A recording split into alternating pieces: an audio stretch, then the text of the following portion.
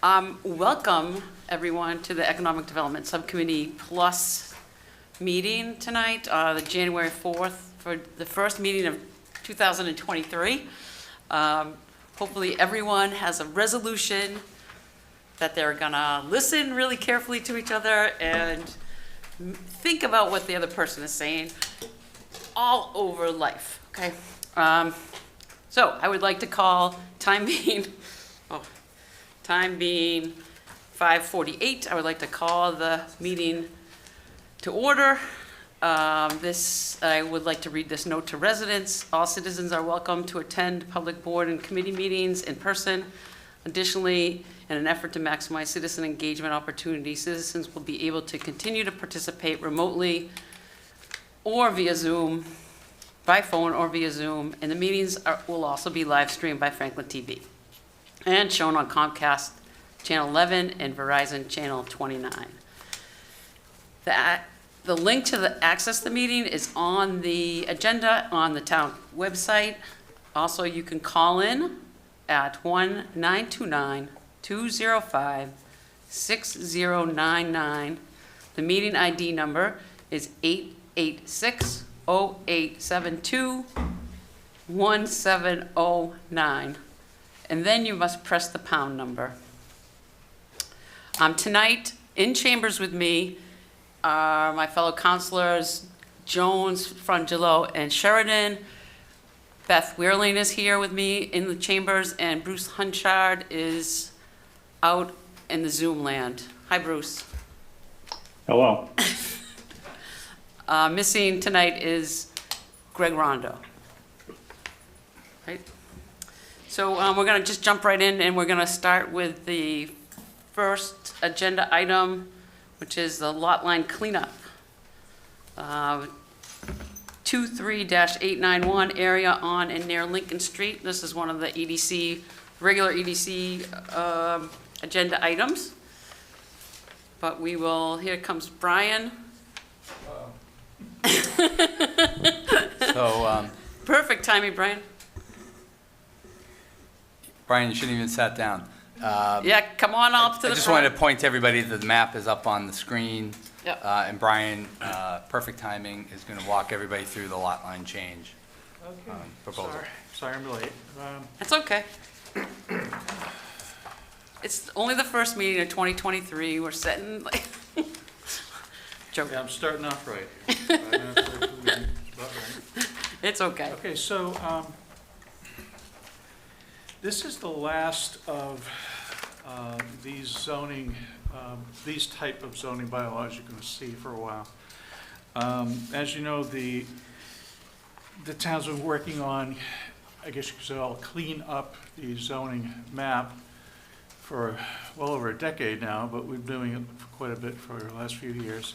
Yep. The last neighborhood, if you will, where we could string a lot together is the one on the map right here on Lincoln Street. The others are dispersed all over town, but there's only about 50 parcels left, really. There's split parcels throughout town. So I'm recommending to hold off on those, and as we go forward in the future, there'll be some other zoning issues we'll look at, and maybe we can take care of split parcels a little at a time at those times. But right now, this is the last of them for a while. So I have received, we sent out a letter a week and a half ago to the people on those in that area, a couple of the abutters, but mostly just the property owners. And I did receive quite a few phone calls, a couple of emails, and after discussions with the people, they understand the reasonings. There haven't been any, there have been no issues right now as far as anybody objecting to these changes at all. So you have quite a few parcels. They're all residential 2 and 3, and we're going to change them to one or the other. We're proposing. And as I mentioned, this is we've been doing this for a long time, and this is the last for a while. When we decide, when we put them as a rural residential 2 or a single family residential 3, we look at what is the closest, as far as the regulations? Some of them don't meet either frontage, for instance, so that more likely it'd be closer to put them in the residential 3 opposed to the residential 2. Some of the lots are larger, and they're almost all residential 2, so we go in that direction. So if there are any questions on why we do what we do, please let me know, and it is a pretty much standard thing that you've had in front of you quite a few times over the last few years. Thank you, Brian. So, did I understand correctly that this is the last of the, have we made it through all of these? Yes, we went through the whole town, a section at a time, and, I mean, there's, right on this map, you see the green Don't get in the lot picture. there. That one itself is a split parcel. Right, But if we were to change that, where either, it's actually not as easy as many of the others. So I'm recommending just leave that one as it is. Or we Okay. could change it and add that into this one here, but it's probably best just to leave it the way it is. There are a few others around town that are similar, where they just drew in a block or a line parallel to a road or whatever, but most of those have been addressed. And as I said, you'll probably see some of these come forward in the future, and we could address them at that time. But I don't think there's really, it should be that much of an interest in getting down to the very last parcel, because some of them are so minor that they're really, and they really, if you really, we've looked at them all. If you look at them, they really are not going to impact the zoning of a specific project. For if somebody proposes a project on a parcel, it's really not going to change that much. Where there were larger groups of them, say in the downtown area, where there are small parcels, a whole bunch clustered together, and somebody proposed a project. In those areas, I mean, there could be an impact on how many housing units are developed, or right. a person can develop commercial, substantial, on a substantial parcel or a small parcel, whatever the case may be. But right now, I think we've done a good job, and I think it's time we can go on to other things for a while. Unless We have a list of things. Unless you want a list of them all, and I can bring them back, and I can give you No, the no, list, and it's you can okay. decide what It's to do okay. with them for yourselves. But in general, we're in good shape with them. I have a question about 26123. It seems like, is that, and it like intersects with 250001, kind of across from Sherman Ave on Lincoln Street. Is there an easement or something there? Just looks kind of weird to me, but 261023? it's right across from Sherman Ave. Yeah, I mean, you can see the different lot lines there. They kind of intersect each other. Do you see that? Yeah, that one is a The weird, triangle, it makes a little triangle. it is a weird shaped lot, Yeah. is what it is. And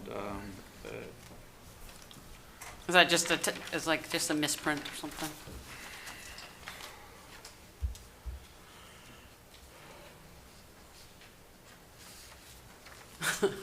well, I think on come to think of it, one of these lots is a unknown owner type of situation, and Oh. that little tiny triangle there is Yeah. probably what it is. I can't remember. That, in for that sure. middle of the two? Yeah, Yes. exactly, yeah. Okay.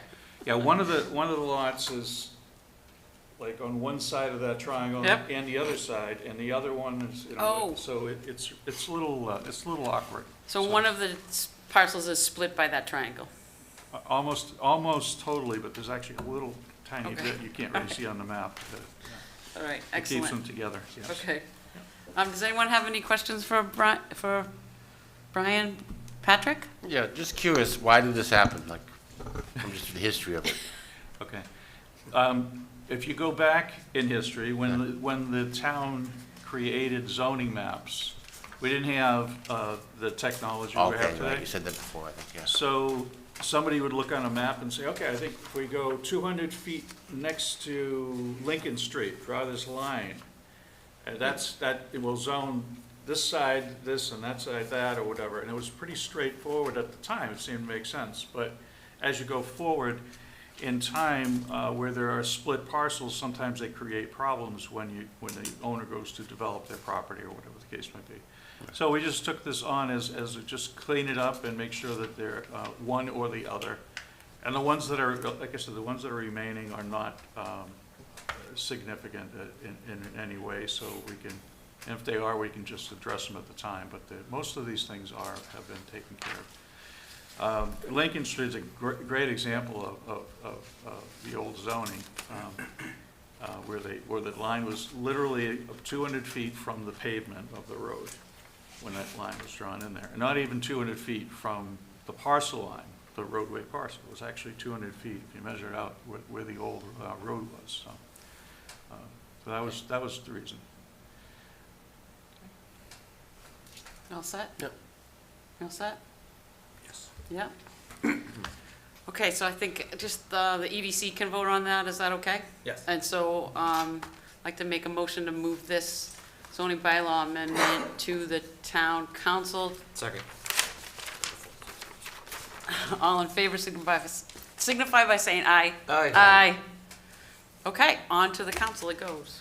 Wait a minute, is Bruce part of the meeting? No. No. Oh, okay, Well, not that part. He is now. oh, okay, all right. Should have had to take a roll call if he was. I know, but, sorry, Bruce, but, okay. Fine with me. I already had my comment. It's like, I don't want anything to do with it. Yeah. All right, so we're gonna go on to agenda item number 2, which is the use regulation schedule, 22-889. One of the things in here is that there's a memo that says that we voted unanimously to move this forward, but we didn't, we voted for the inclusionary zoning to move forward, not this schedule. But, and we had one absent member, so it would have been 6-0 to move the inclusionary zoning forward. I just want to make sure that that was clarified. Okay. So let's move on to this schedule. It's use schedule part 6. It's so that we can add 3 family housing units onto the use schedule. And last time we talked about this as an EDC Plus meeting, so now that all the EDC Plus members can join in with us, we had there were still a lot of questions, and we didn't really get a chance to talk about this all the way through.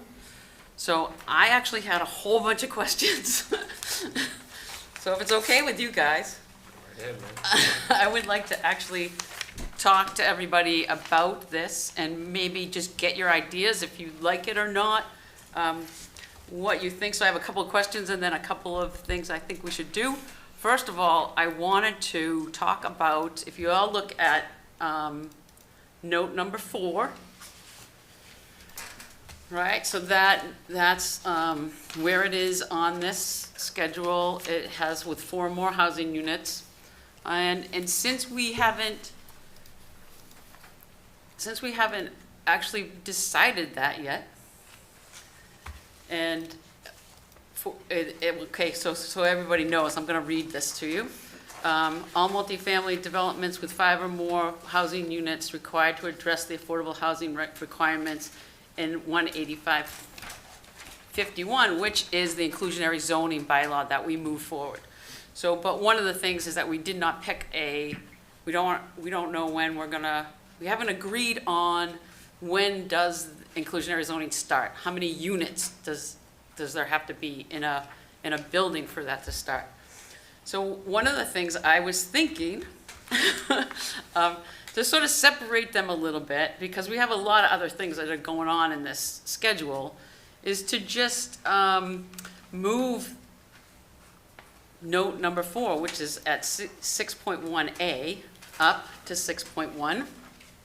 We put the 4 there, and we just say, please check affordable housing requirements and 8551. So we can just strike it out altogether, But I think that means we don't have to have the number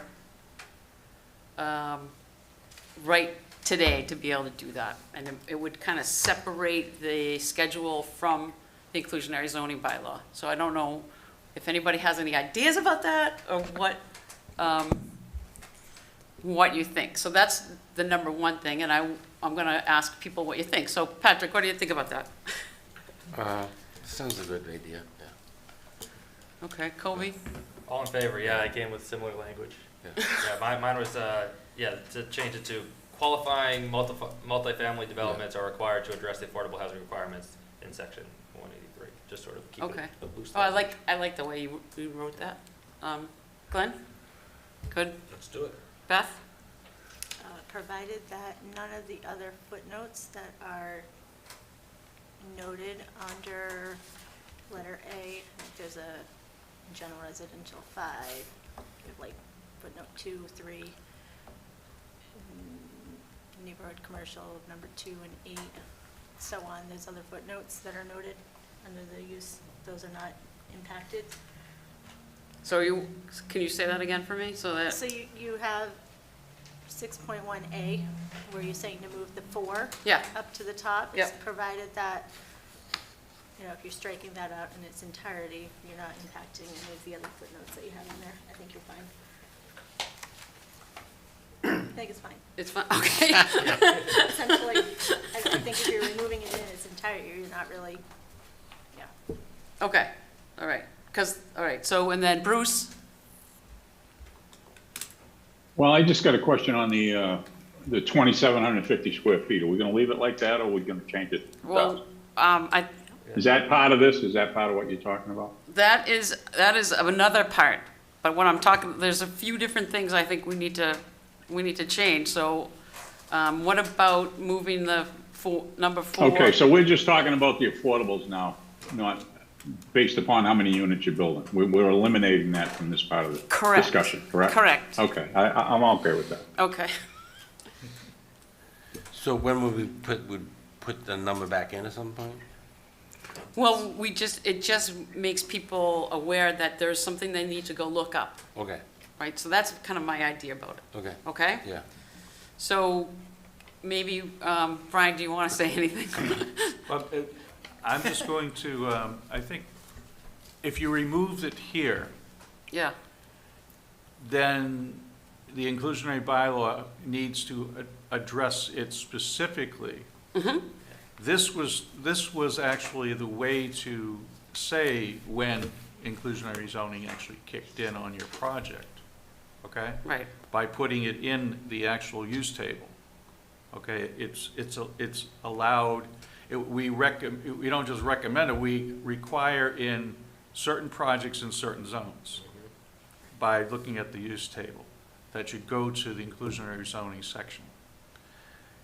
Or we can just write a section and add it to the inclusionary zoning, that any multifamily project in certain zones, you have to identify the zones, but then, that's really, it's a little messier that way. But either way, it does exactly the same thing. But it has to say it somewhere, or you can have inclusionary zoning bylaw that does not apply to any section of town without actually having it somewhere. It has to be somewhere. So that's the reason we're in this table. Okay, so removing it is going to say, well, no sense by removing it here, no sense having inclusionary bylaw unless you add the wording in there. It has to be in one section or the other. And it is much cleaner here, because it Okay. is an actual use in specific districts. Right? And it has, anyway, I think I've explained it close enough, but Colby? Yeah, so a bullet that says, check affordable requirements here, essentially, you make the language that you want. And then within the affordable requirements, we say anything X or more needs to have inclusionary zoning. You think that that's too confusing or just not the most efficient way of telling, or does that work? Keep the bullet and we set the number, the minimum units, within the affordable housing bylaw. Okay. We can do either or. I mean, you know, don't really, it's not worth losing sleep over either way, but I think that the way it's set up is the actual use table is regulating where multifamily is allowed by right and by special permit. Right. And it's stating that a certain size development or above needs to go with the affordable housing regulation. So if we put it, you know, that's the way it's established, the way it's like this, and that's the way we've been doing things on other issues too. I mean, but regardless, I mean, we can write it up that only we put it in the specifics inclusionary zoning that in general residential 5, C1 in downtown commercial, you know, any multifamily development above a certain size will need to address these regulations. But the way the way it's written in the inclusionary zoning bylaw is any multifamily, any multifamily needs to, you know, take a look at, it has to address it. So I think either way, I don't know. You know, the note you're basically saying is the same general note, except that you're suggesting we go and put it somewhere else in the other section, I guess, right? I mean. Just that we don't specify the units Yeah. Well, where would you specify it then? in the In the- affordable housing bylaw. In the inclusionary zoning bylaw, because it's in there as well.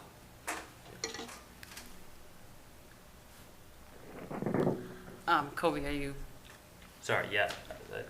Jamie. Interesting, Jamie's thing. So, then I'm gonna go to Bruce online. I Madam- see you, Bruce. Through you, Madam Chair. So as Brian articulated, maybe this might be able to thread the needle. So we can do it either or. But what Brian's also saying is, historically, the rest of our zoning works this way. So if the EDC and the council and planning board want to put it into the bylaw, that's fine. We'll have to obviously go back and redraft the inclusionary zoning bylaw, come back to the EDC and just make sure the language suits what you want to do, then go back to the council. But all the other zoning triggers that are in here within a zoning district and what the requirements are in the use table. So it's just kind of changing the direction of how our zoning is written in town code. So it's not as if we can't do it. I just want to make sure everybody understands that that it's also changing. The more substantive change isn't really where you want to do that. It's either or. It's really about changing the direction of how the town is writing its zoning in the course that we're going there, which is fine, but I just want people to know that. Thank you. Okay, thank you, Jamie. Bruce? Look, I've said right from the get-go that these two go together, you know, inclusionary zoning was gonna say. and, you know, in a number of units. I mean, I said that, you can't do one without the other, so I don't know what the purpose is to take it out, maybe to make somebody get all excited and say, hey, look, I can build over here. I can put all these units in, but then he's gotta go to the inclusionary zoning and try to figure that out. You know, it'd probably be, the way it was presented would probably be more clear for somebody looking to do something. Okay, Beth? Yeah, I'm just gonna backtrack on what I said, because Brian explained what I was thinking. Thanks, Brian. So, I think leave it as it is. I think that it's the way our zoning is and makes sense, and think that, you know, it just, that's the way our zoning's presented. And I think going back and rewriting our inclusionary zoning bylaw to, you know, change the way we are presenting things, it just doesn't make sense at this point. We have it in place that makes sense, move it forward, and go from there. Thank you. So I guess where my confusion is that, to me, like, this note is just a note, right? To say, like, if you're gonna do a multifamily unit, you have to look up the inclusionary zoning to see if you have to follow those regulations. But I guess then that's not the case. Well, I get, so, We can- you know, I don't I guess I didn't understand before the level of, like, of the usage, like, of what you're trying to explain to me. Yeah, through you, Madam Chair, really quickly, through you, Madam Chair, I just, the use table is really what, and I think to Bruce's point, this is what people look at Right, to understand the okay. rules. You know, I mean, ultimately, the use table is really the lines in the sand of what people have to do. So whatever Okay. the criteria are here, this is really the meat, and it's really where the dividing lines are that people are talking about substantive policy decisions are really in the use table. The other stuff that's written in the code, the inclusionary zoning bylaw, is important, but there's obviously a town code this thick with all sorts of different stuff. But in terms of the way developers, builders, and staff, and the building commissioner, and how building commissioner is the zoning enforcement officer, the building commissioner looks through all code, but really, this is the place, Okay, when we're at tech, this is it. Okay. The use table. all right, I get it now. We don't have a number yet, right, that we've all agreed upon. I think that's probably the biggest issue. So Right. that's. That people have to decide on is when does this trigger what? Right, so Five, that, so right now it's 5, but I think, or, you know, whatever, but that's ultimately, I think, one of the most, and to Bruce's point too, I think clarifying the square footage, yes, right? yes. So the that data was my that's in next- here is really. That was my next note that I had. All right, so I understand that it's not, it's, you know, I think we don't have a number, so that's why it gets kind of confusing. I thank you for explaining it to me, because I was just thinking, well, why don't we just like change it?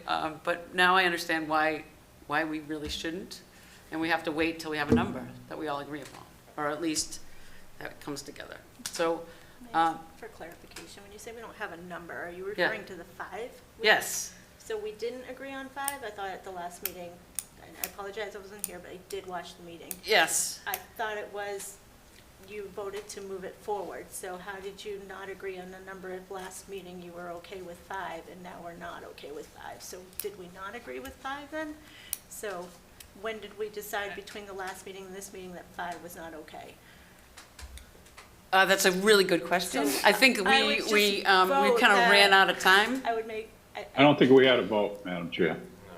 but you did, didn't you make a motion to move it forward to town council as Yes. presented? So that would mean that 5 was okay, right? Kobe, you're right, you are right. So then let's move it forward as written at 5. Okay, We're okay with that, right? Okay, yeah, so what happened last meeting was we were running out of time. We knew that there were multiple other opportunities to push it forward, so we all agreed that we hadn't reached a consensus on the number, but we reached a consensus on the language, and so we moved it forward with later opportunity to discuss what that number was.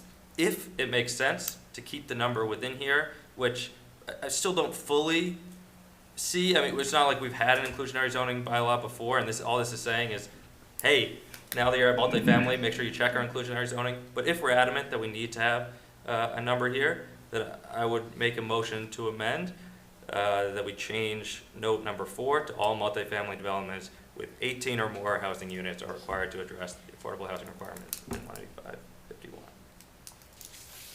there's a motion, do I have a second? Well, that's an amendment to the original motion. You make the original Yep. Did I make She a made, motion? I think Beth made a motion to move it onto the Oh, council. Beth made a motion, I'm sorry, Beth. It's okay. So he's amending that, so you'd have to second his amendment. Bruce, well, Well done. Bruce, do you have a I'll second? second it, but I'll second it, but just for the purpose to have a discussion on it, that's all. Okay, so there's a second on the amendment okay, to Beth's motion. right, so The discussion. discussion on the amendment of 18 and over. Oh, 18 and over, discussion. I'd be happy to Beth, talk through. I would just love to know why 18. I think that's a little much. 18 seems Okay. excessive. I mean, you miss all the smaller opportunities to get units. And listening to the discussion from the last meeting, I think, you know, when you're moving into multifamily of 18 units or more, I think, yes, we're looking for our local developers to build in town, but you also have developers outside of Franklin that can build. And we're narrowing down our window to have an opportunity for units.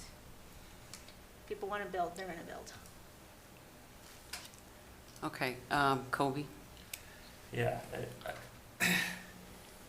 I still think that the inclusionary zoning piece should be separate and that we have a lot more to discuss in this meeting. And I would be in favor of, again, separating the inclusionary zoning. But why 18? We've talked about this before. Something like 70% of inclusionary zoning bylaws across Massachusetts have created no new affordable units. Why? Because they put the number too low, where it's not financially feasible for projects to actually get built. It's nice to think that a 7-unit would have to put in an inclusionary or an affordable housing unit, but they won't. In fact, they'll just never build a 7-unit building with that requirement because it's not financially feasible. I've worked with multiple developers to work through an inclusionary zoning calculator, which you guys can do at home. Look up inclusionary zoning calculator. We put in all the local inputs of what it costs to build around here, what it makes, what it takes to make a project feasible, and no project was feasible with an affordable housing unit until the 18 to 20 unit range. And even then, you're talking just on a margin of less than 5% profitability of those. These are types of units that we need in our downtown to solve so many of the housing issues. We need these middle housing units somewhere between that 6 to 16 type parcel is exactly what you want. It's not the scary, Station 117 or the new ones on East Central, the 40, 60 unit. We're not talking about those. Those will need affordable housing units. We're saying middle housing type of developments that we need in town that will advance our housing goals. We don't want to render them unfinanceable. That's where I reached number 18. Okay. Bruce, you have your hand up. Do you want to? Oh, no, you never took it down.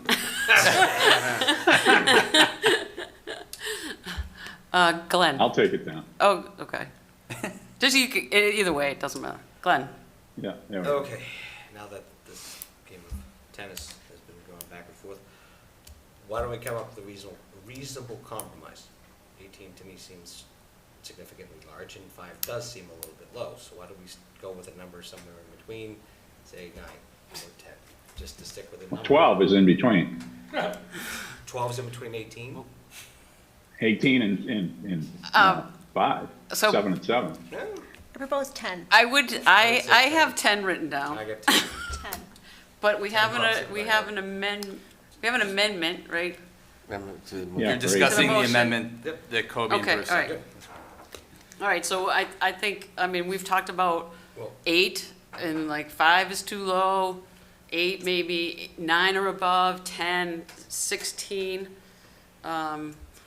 20 I've heard, but I think, as Greg Rondo said to me, he goes, don't sell Franklin Shore, people are gonna build. They know they're gonna be able to make money.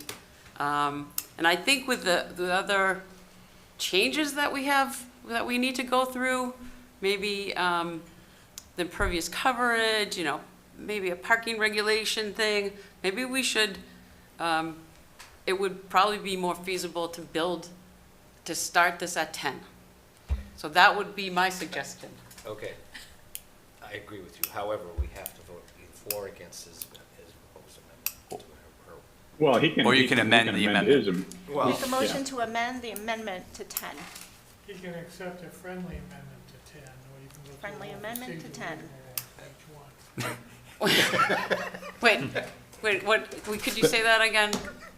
It's like the House of Councilor Representatives. For our own We have multiple votes. He could withdraw the amendment. B, he could accept a friendly amendment, or C, you could deal with his amendment, and then depending how that comes out, go on to the next one or not. okay. Okay, It's confusing. So it's up to Kobe. It's, Yes. no, it's up to you. Can I just interject something? Is it about the Another amendment? Another amendment to the amendment.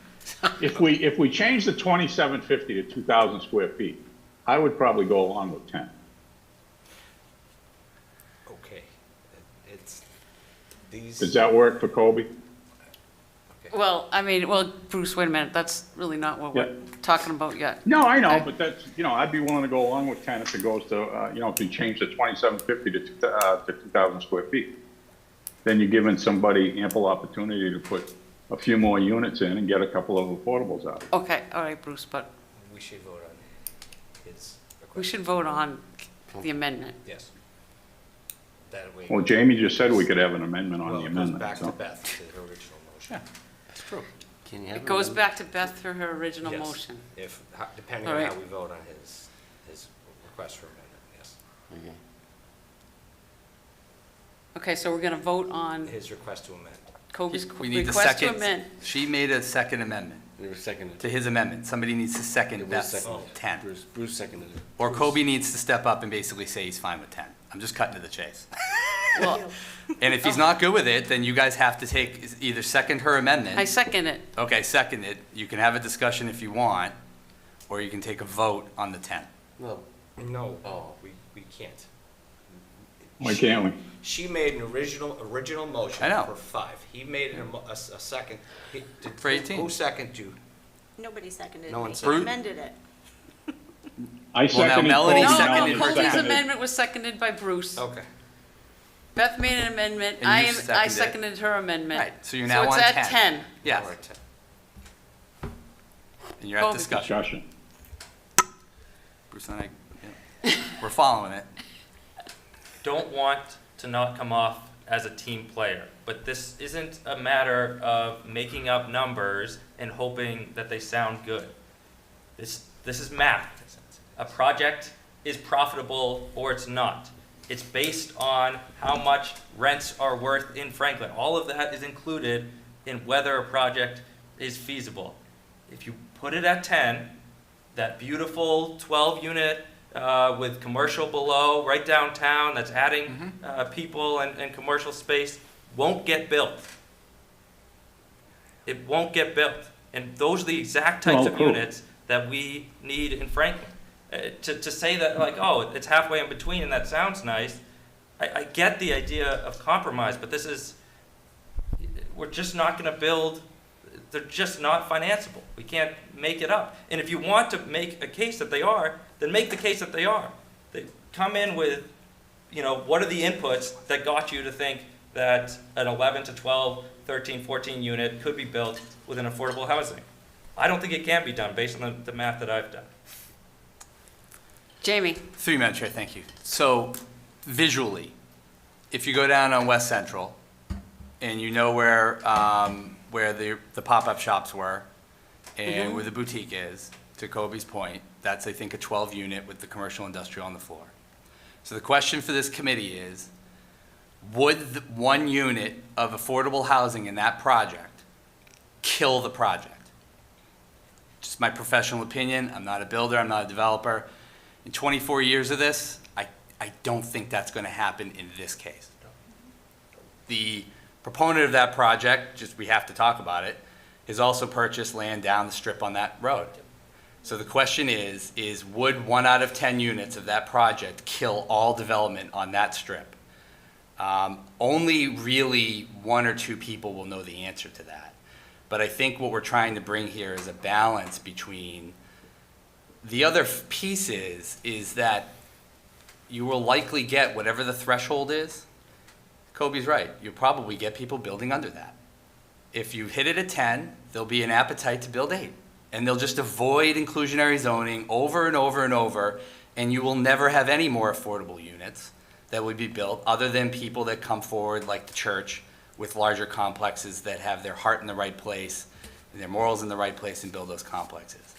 I think the rules change. I think developers adapt to that. I think Franklin is a very good market, and I don't think it's as extreme as it just will never get built. But I think even if it doesn't, or even if it does kill projects like Kobe is talking about, I think the other part that's missing is, where's the affordable housing coming in? And I think that somewhere along the line, and I respect and talk to developers all the time, I have for my whole career, I don't know where the threshold is. I don't think any one of us can absolutely factually know, yes or no, black or white, this is going to happen or not happen. But I think as a community, the EDC and ultimately the town council and the planning board are going to be evaluating a bylaw to say we need, hopefully, possibly, that the rule needs to change a little. Because in the case of where the boutique is at West Central Street, of those 12 units, can they not afford one affordable out of those 12? And I'm not saying I have the magic answer, and I'm not going to sit up here and grandstand and say, I've got the magic answer, and this is perfect, and it's going to work. I can't do that. But I think there's got to be a balance from a professional standpoint of some sort of developer side of things. I think we've heard from a lot of them. But also there is a unspoken majority or minority out there, folks, they're searching for housing. And I think the question would be, if you can visualize, or anybody at home that's listening, you can visualize that building, is it reasonable town policy to have expected that developer to build one deeded affordable unit out of those 12? And that, I think, is a good illustration for the committee to maybe think of and say, is that something as a policy that we think that developer should have to adhere to that? Thank you. Thank you, Jamie. Jamie, one correction. Are you talking East Central or West Central? East Central, I'm sorry, East Central. Yeah, okay. It was the I was Newberry racking my building, brain Bruce. to No, I'm find just out. kidding. I'm just kidding. You knew what he meant, Bruce. Well, I didn't know if there was something else that went up. I don't know. So, you know, I think a lot about inclusionary zoning. I think about what we learned from the Franklin for All project and what people want to see and like to see. And I always think about it, well, you know, there are probably people out there that we don't know about that might want to build an affordable unit somewhere, housing with affordability in it. And there are builders that maybe haven't started to build here yet, which is good. And so we have to remember that too. But also, these are the types of buildings that people want to see. Like, they want to see the triple decker, the 4-unit, 5-unit, 6-unit, 8-unit. People are okay with those. And it's the bigger things that people really don't like. And I think if the bigger ones are going to get built, they have to have affordable housing, right? And do I think that a 12-unit building could have one affordable? Yes. I would like to think that, especially, you know, in our downtown corridor. That's what we want. We want people that are going to use the train, that are going to go someplace to work, right? Like, you know, 80% of our median income is $140,000. Like, that was me when I was. That was I looked up what technicians make at Children's Hospital. It's $44,000. That's after going through school stuff. These are the people we're trying to build homes for, places to live, right? So I think it's reasonable. I think 10 at 10%, I think that's reasonable. I always think that, well, like, so we start at this point, and then like maybe the planning board decides that they want to put it up one or something, and then it comes back to the council. And maybe we end at 9, or maybe we end at 12, but 10 is reasonable, I think. So that's my soapbox for tonight. I agree with you. So where are we at? Well, Bruce has his hand up still. Oh, I'm sorry. I'm sorry. I just want you to know that I'm out here, that's all. There we go. I think Brian is waving his hand. No, I'm just saying hi to Bruce. Oh, So where are we at with the I had motion? to get one that moved. so we want to vote. But it's a vote on Beth's motion that you seconded at 10. Right, so we're going to vote on, Moving it forward to town council as for inclusionary zoning on the table with There's- 10 units? You guys have to have a roll call on the 10 units on the amendment that Beth and Melanie Right. made. Okay. So right, that- I know that. Okay. Right. I know that, but we're talking about this number, Yes, 10. right, on the schedule. So we're going to keep it all together, Keep it all. right? Like, all on the use schedule, but it says 5 units, we're going to make it 10. Yep. So that is what the vote is on, Yes. Great. okay? Understood. All right? What Did about I the get it square right? footage? You are What correct. about the square footage? Well, That's not separate. Haven't gotten to that yet, That's, right? that is. We're going to try to get to that. Okay, Okay? All Well- right, okay. okay? So I am gonna take a roll call vote since Bruce is on, Remote. Bruce is remote. Okay, so I'm gonna go down. Counselor Sheridan, No? Counselor Frangillo, No. Counselor Jones. Yes. Beth, Yes. Bruce? No, Okay, I say yes, I vote yes, Fails. so it Yep. fails. 6, we don't have a 7. So return to the 18? Yeah. Yep. No, it doesn't. No, She had the original motion.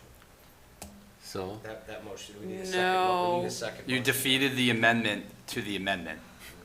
So it goes back to the amendment of Is this fun? 18. It goes back to the goes back amendment. to Kobe's amendment. May I ask, You're back to Kobe's amendment on 18. may I ask a Okay. question? Beth has a question. Mr. Hunchard, is your withholding on 10 only because we haven't discussed the square footage? Correct. So can we discuss the square footage so you can move forward with how you feel? Well, don't we have to vote? No, we gotta finish what the motions are on the So floor. Yeah, we're finish the done with motions. any of this discussion until Bruce has a You discussion on gotta square clear the footage? motions off the Yes. floor right now. Okay. All motions clear. Do a point of order. Clear his motion. How do we clear the other motions? Vote We have on to the finish voting 18. on his motion. Oh, we have to vote on, okay, all right, sorry. Sorry. I'm like learning all this stuff now. That's okay. Yep, it's okay. You're doing fine. All right, so we're gonna take a vote on Kobe's motion It's 18 to move it to 18. Is that correct, Kobe? Yes, that's correct. Okay, Very confused. so, roll call vote, Sheridan, Yes. Frangillo, Yes. Jones, No. Beth, No. Bruce, Yes, Chair, no. Doesn't move forward. Fails. Die. Okay, Back to 5. back to 5. Back to 5. Okay. Isn't this fun? Yeah.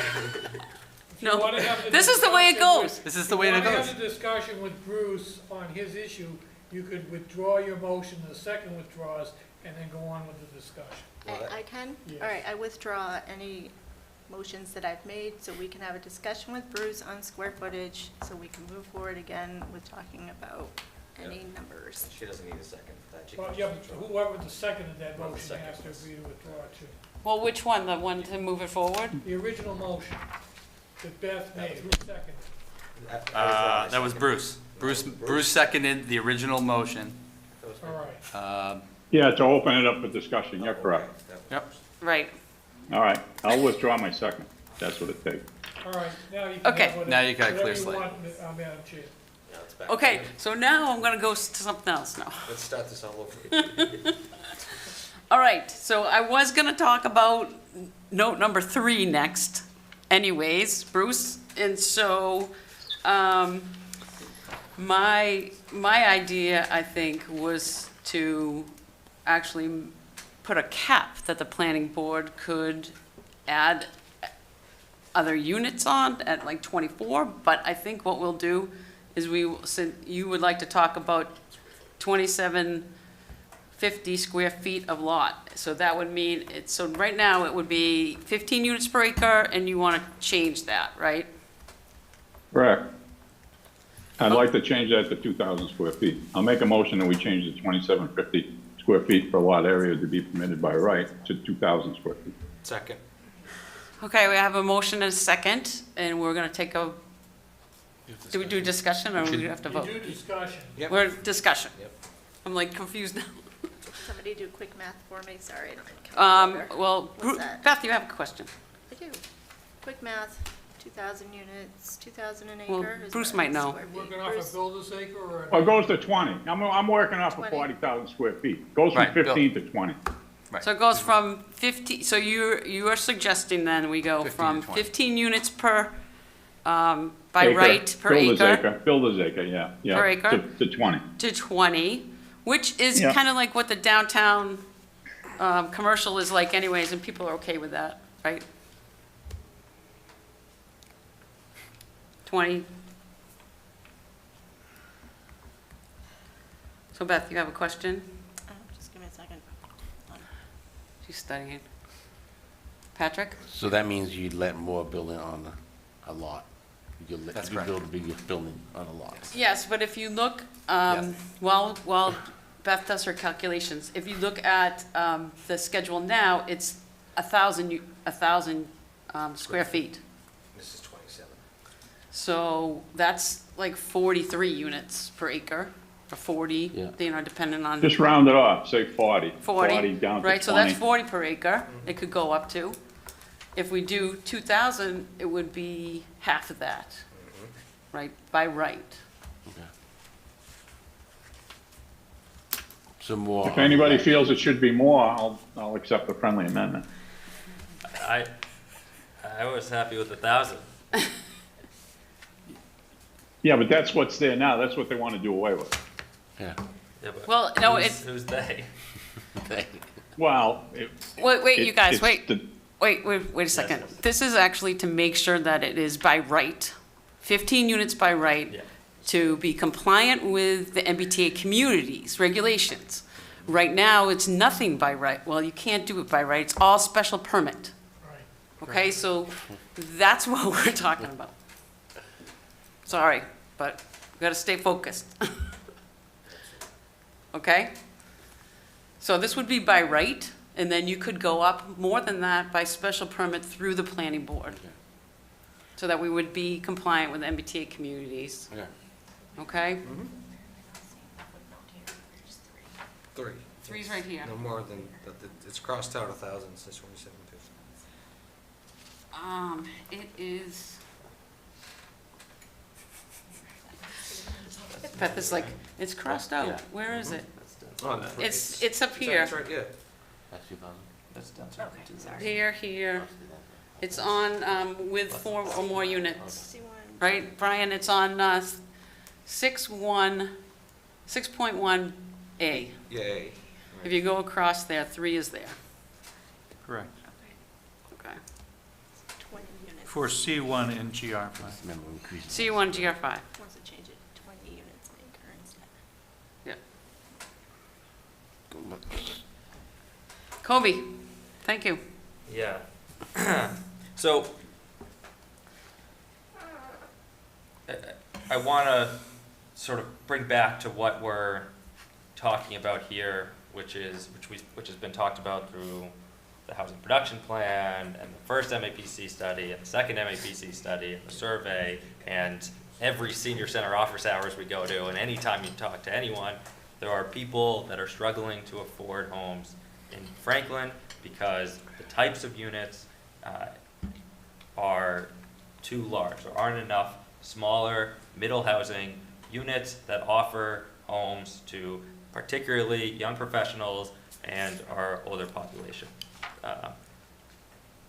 We want to encourage housing types in the places that we already have existing infrastructure, so they don't add to our expense sheet, and in a place where they can support our downtown walkable commercial corridor.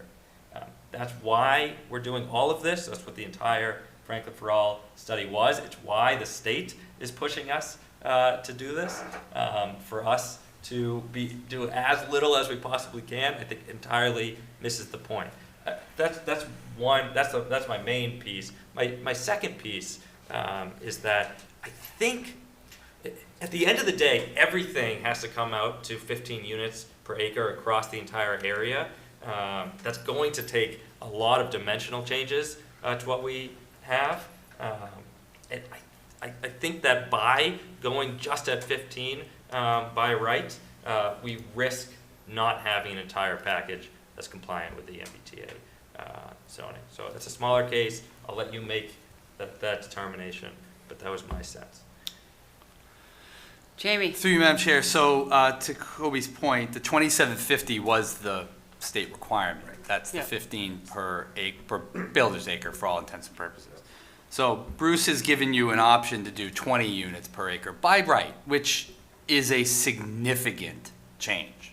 For those that have watched special permits residential, I know many of you have for many years. And I think Bruce has also been clear, there's a compromise on the table, essentially, where if you do the 2,000 and you up it to 10, I think, this is the group's decision, but, I mean, there's something right before you, and I just obviously have to do my job as a TA, that we're on a time check. Yep. You I know we're on shouldn't a rush time the check. decision because of the time check, but you only got a few minutes left. I know, thank you, Okay, Jamie, for thanks. that. Beth? Yeah, I'm really torn on this one. I don't want to feel pressured into having to change something just to get Bruce to vote for inclusionary zoning. That's how I feel about it. And, or anyone else for that matter. So, in my opinion, changing it to 2,000 square feet, I don't know. I just don't feel that that is necessarily appropriate, you know, and I have a harder time when it specifically says in another, with a semicolon, additional dwelling units may be allowed by special permit from the planning board. So, in my opinion, great, stick with what we have proposed, and you can get additional dwelling units by a special permit. Right, So, okay. You know, we're running out of time, you guys, and so I think this actually goes to the third agenda item, and I'm just gonna, I don't know if I can just go there. Is that okay? So, it's obvious that we need more than 45 minutes to discuss this. And so I'm trying to find a day or a day that we can actually spend maybe 3 hours together. It's an open motion. There's an open, There's an open motion at the table, yeah. he had a motion? Yep, On the 2,000. yep, Ah, there's an open motion. at the table. And it, We can't- yeah. we can't- okay, all right, so sorry, I was just like, I would just want people to understand that we Well, need if you to want to think. discuss it, Melanie, if you want to discuss it some more, the second of the motion can withdraw a second, and then it'll be off the table. Yeah, I withdraw my second. Okay, thank you, Bruce. I would like to have more time with everybody to really discuss this so that we don't feel pressured, we don't feel rushed. So one of the things I would like to do is maybe to have I don't know if people can do this, but a Friday morning or a Saturday morning. Think about if that's possible. I think right now we have maybe like January 14th. So that would be in like 2 weeks, I think, or 2 weeks, something like that, Jamie, right? Yep. Yeah, Well, we gotta do other subcommittees too, so we're gonna, right. there's So, gonna be a I mean, couple but capital sub. if it would be okay with everybody, if we could, I think a Friday would probably be hard for some people because they work I would outside. be happy to give you something in the evening, or I'd be happy to give you something during the weekday, but the weekends are my Yeah, weekends are time tough. to unwind. Okay, so maybe not a Wednesday or maybe a different night of the week? And we don't have to have, right, that we can just spend more time together. Because it's obvious that we need to actually, Well, is there not time next Wednesday? That would- no, there's the schedule's full. There's a finance committee FinCom meeting at meeting. 7. I mean, I got you. We could do like before you that? could do it like The 4. same thing, yeah. Do we want to put an hour and a half in? Or an hour? Hmm? I'll be out of town next Wednesday. He's out of I town. mean, and also Greg's not here tonight. And Greg's so not here, so we some don't of know. these would have maybe So, I mean, changed. I think that's what we need to do. Is that okay with everybody? Like, I That's just great. feel like we need to be together for a little bit longer and get to where we're all comfortable with something that we vote on. Okay? The one night on a Yeah. Wednesday that's open is January 25th. 25th, that's what I'm looking at right now. Put it on the calendar. Yes, Yeah, Sounds so, yeah, pencil us in. 25th, Sounds great. yes. And then are you gonna be back? Yes. Can I Good. make a request, possibly? Yeah. Refreshments. Yeah. Brian, would it be reasonable to have the dimensional table and this ready to be checked with the compliance calculator, the MBTA Communities Compliance Calculator by then? Well, we have MAPC and our own GIS department, within the next week, week and a half, For the DSC? maybe, we'll have the calculations done. So, But by January 25th, you think that so you could have a the cohesive hope would package? be at that point, yes. Yeah, that would be the hope. I can't guarantee anything. Yeah, that would be wonderful, Brian, because I think that's like attachment 9, impervious coverage and all that It stuff. feels silly to be voting on one piece of it if we don't know that the overall works, you know? Yeah, I get it. Okay? I'll still do it. I'd love to. Is everybody okay? Yes. All right, so with that, I'll take a motion to adjourn. So moved. Okay, Bruce? So moved, yes. I didn't hear a second, but Oh, yes. Oh, Glenn seconded it. So moved. Okay, yes. Patrick, Yes. Kobe, Yes. Glenn, Yes. Beth? Yep. It's unanimous. Thank you, everybody. Thank you, Chair. Thank you, Mel. Good job. I think those were-